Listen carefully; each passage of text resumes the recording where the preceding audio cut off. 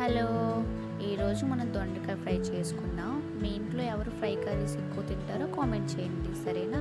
ముందుగా 3 tablespoon oil, 1/2 teaspoon జీలకర్ర, 1 table spoon ఆవాలు, శనగపప్పు వేశాక 2 ఉల్లిపాయలు, ఇంకా కరివేపాకు, 5 వెల్లుల్లిపాయ రబ్బలు వేసి మంచిగా 5 నిమిషాలు కలిసేలా కలుపుకున్నాక ముందుగా కట్ చేసి పెట్టుకున్న 500 గ్రాముల దొండకాయ ముక్కలు వేసి 5 నుంచి 10 నిమిషాల పాటు వేగినాక అందులో పసుపు ఇంకా 1 టేబుల్ స్పూన్ సాల్ట్ వేసి 5 నిమిషాల పాటు సిమ్లో ఉంచి బాగా మగ్గనివ్వాలి.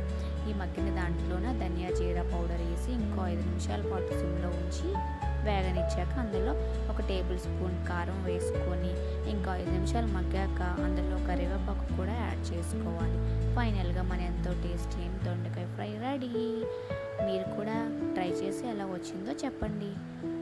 Thank you for watching.